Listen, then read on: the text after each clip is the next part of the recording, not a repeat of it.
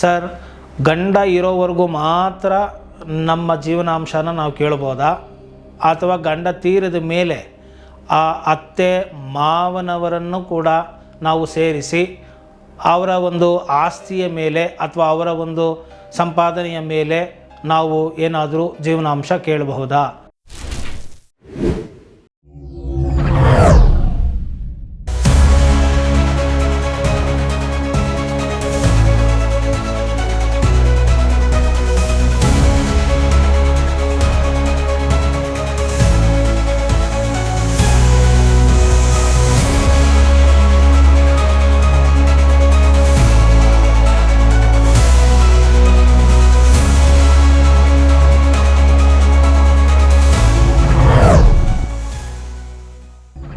ನಮಸ್ಕಾರ ವೀಕ್ಷಕರೇ, ನಾನು ನಿಮ್ಮ ಮಂಜುನಾಥ್ ಅಡ್ವೊಕೇಟ್ ಮಾತಾಡ್ತಾ ಇರೋದು.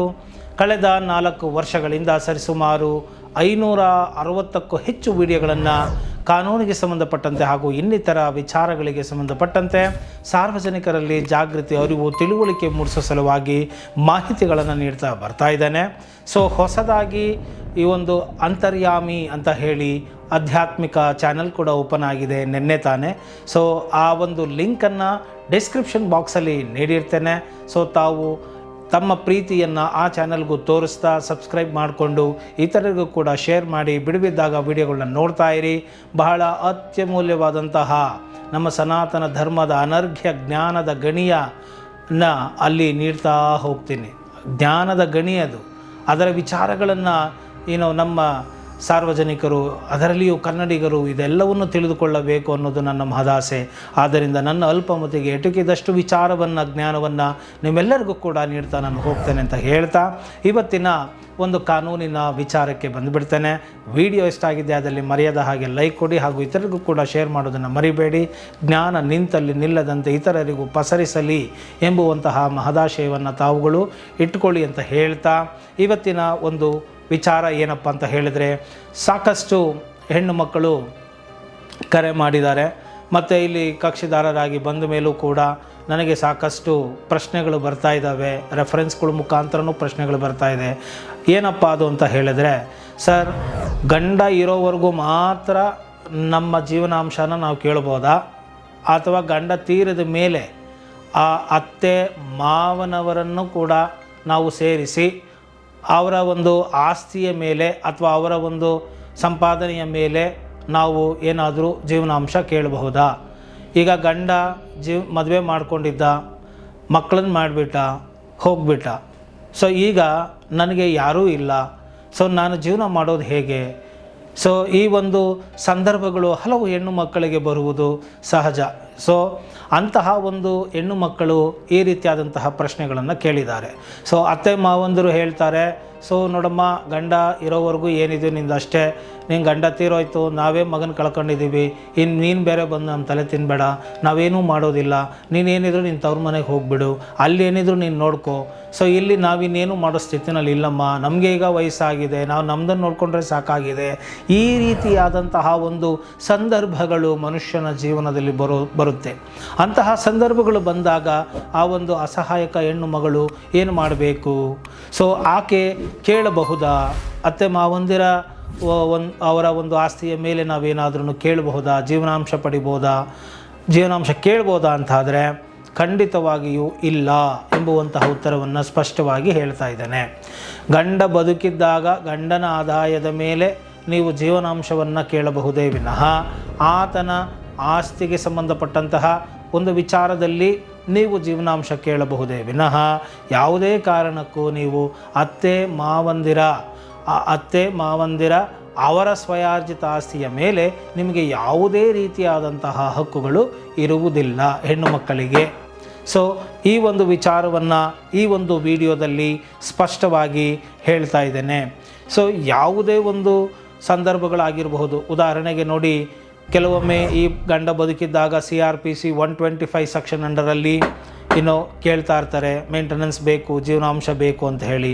ಈಗ ಹೊಸ ಒಂದು ಕಾನೂನಿನ ಅಡಿಯಲ್ಲಿ BNSS ಸೆಕ್ಷನ್ 144 ಅಡಿಯಲ್ಲೂ ಕೂಡ ಈ ಒಂದು ಮೇಂಟೆನೆನ್ಸ್ ಬೇಕು ಅಂತ ಹೇಳಿ ಕೇಳ್ತಾ ಇರ್ತಾರೆ. ಸೊ ಈ ಒಂದು ಸಂದರ್ಭದಲ್ಲಿ ಕೆಲವು ಕೇಸುಗಳಲ್ಲಿ ಒಂದು ಲೋಯರ್ ಕೋರ್ಟ್ ಏನು ಮಾಡಿತ್ತು, 20,000 ಆರ್ಡ್ರ್ ಮಾಡಿತ್ತು. ಆದರೆ ಅದನ್ನು ಪ್ರಶ್ನಿಸಿ ಅಪೀಲಿಗೆ ಹೋದಾಗ, ಮೇಲ್ಮನವಿಗೆ ಹೋದಾಗ ಹೈಕೋರ್ಟಿನಲ್ಲಿ ಸ್ಪಷ್ಟವಾಗಿ ಹೇಳಿದೆ, ಏನಿದರೂ ಗಂಡ ಬದುಕಿದ್ದಾಗ ಮಾತ್ರ ನೀವು ನಿಮ್ಮದೇ ಹೊರತು, ಜೀವನಾಂಶನೇ ಹೊರತು ಅತ್ತೆ ಮಾವಂದಿರನ್ನು ನೀವು ಕೇಳುವ ಹಾಗಿಲ್ಲ, ಅವರನ್ನು ಹಿಂಸಿಸುವ ಹಾಗೆ ಇಲ್ಲ. ಸೊ ಅವರು ವೃದ್ಧಾಪ್ಯದಲ್ಲಿ ಅವರೇ ಇರ್ತಾರೆ, ಅವರ ಜೀವನ ಅವ್ರದ್ದು.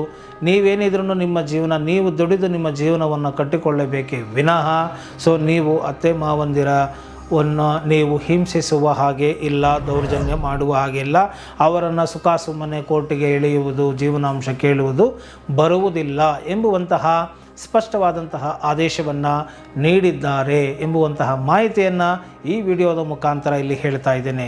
ನೋಡಿ, ಎಷ್ಟೋ ಬಾರಿ ಅಸಹಾಯಕತೆ ಅನ್ನೋದು ಅದು ಗಂಡಿಗೂ ಬರಬಹುದು, ಹೆಣ್ಣಿಗೂ ಬರಬಹುದು. ಈ ಅಸಹಾಯಕ ಸ್ಥಿತಿಯು ಬಂದಾಗ ನೀವು ನಿಮ್ಮ ಜೀವನವನ್ನು ರೂಪಿಸಿಕೊಳ್ಳಬೇಕಾಗತ್ತೆ. ಯಾವಾಗಲೂ ಯಾರೋ ಒಬ್ಬರನ್ನು ನಾನು ಅವಲಂಬಿತನಾಗಿ ಬಿಡ್ತೇನೆ, ಪ್ಯಾರಾಸೈಟ್ ಅಂತ ಕರಿತೀವಿ ನಾವು, ಪರಾವಲಂಬಿಗಳಾಗಿ ಬಿಡ್ತೇವೆ. ಸೊ ಇಲ್ಲ, ಮದುವೆ ಮಾಡಿಕೊಳ್ಳುವ ಮುನ್ನ ಅಪ್ಪಂದಿರಿಗೆ ಡಿಪೆಂಡ್ ಆಗೋದು, ಮದುವೆ ಮಾಡಿಕೊಂಡ ಮೇಲೆ ಗಂಡಂದಿರಿಗೆ ಡಿಪೆಂಡ್ ಆಗಿಬಿಡೋದು, ಮತ್ತು ವೃದ್ಧಾಪ್ಯದಲ್ಲಿ ಮಕ್ಕಳ ಮೇಲೆ ಡಿಪೆಂಡ್ ಆಗಿಬಿಡೋದು ಮಾಡಿಕೊಳ್ಳಬೇಡಿ. ಸೊ ನಿಮ್ಮ ಕರ್ತವ್ಯಗಳನ್ನು ನೀವು ನಿಭಾಯಿಸುವುದನ್ನು ಕಲಿತುಕೊಂಡು ಅದರ ಜೊತೆಗೆ ನಿಮ್ಮ ಕಾಲ ಮೇಲೆ ನೀವು ನಿಲ್ಲುವುದನ್ನು ಕಲಿತುಕೊಳ್ಳಲೇಬೇಕು. ಇಂಡಿಪೆಂಡೆಂಟ್ ಆಗಿ ಬದುಕುವ ಶಕ್ತಿಯನ್ನು ಕಲಿತುಕೊಳ್ಳಬೇಕು. ಸೊ ಯಾರ ಮೇಲೂ ಕೂಡ ಡಿಪೆಂಡ್ ಆಗಲಿಕ್ಕೆ ಹೋಗಬೇಡಿ. ಸೊ ನೀವು ಓದುವ ಸಂದರ್ಭದಲ್ಲಿ ಚೆನ್ನಾಗಿ ಓದಿಕೊಳ್ಳಿ, ನೀವು ನಿಮ್ಮ ಕೆಲಸಗಳನ್ನು ನೀವು ಪಡ್ಕೊಳ್ಳಿ, ನೀವು ಕೂಡ ಅರ್ನಿಂಗನ್ನು ಮಾಡ್ತಾಯಿರಿ. ಸೊ ಯಾವುದೋ ಒಂದು ಆಕಸ್ಮಿಕ ಘಟನೆಗಳು ಜೀವನದಲ್ಲಿ ಘಟಿಸಿದಾಗ ಸೊ ಏಕಾಏಕಿ ಜೀವನ ಏನಾಗುತ್ತೆ, ಏರುಪೇರಾಗ್ಬಿಡುತ್ತೆ. ಸೊ ಈ ಶ್ರೀಮಂತರಾದಂತಹ ಜೀವನ ನಾನು ನೋಡ್ತಾ ಇದ್ದೇನೆ. ಸಾಕಷ್ಟು ಕಕ್ಷಿದಾರರು, ಅವರ ಹೆಸರುಗಳು ಹೇಳೋಕ್ಕೆ ಹೋಗಲ್ಲ, ತುಂಬ ಐಷಾರಾಮಿ ಜೀವನವನ್ನು ನಡೆಸ್ತಾ ಇರ್ತಕ್ಕಂತಹ ಒಂದು ಕಕ್ಷಿದಾರರು ಆಲ್ ಆಫ್ ಎ ಸಡನ್ ಏನು ಮಾಡ್ತಾರೆ, ಸೊ ಗಂಡ ತೀರು ಹೋಗ್ತಾರೆ, ಕೊಲೆಯಾಗಿ ಹೋಗ್ತಾರೆ. ಈಗ ಆ ಹೆಣ್ಣಿನ ಪರಿಸ್ಥಿತಿ ಹೇಗಾಗಿದೆ ಅಂತ ಹೇಳಿದರೆ ಬಹಳ ಕಷ್ಟ ಆಗಿದೆ.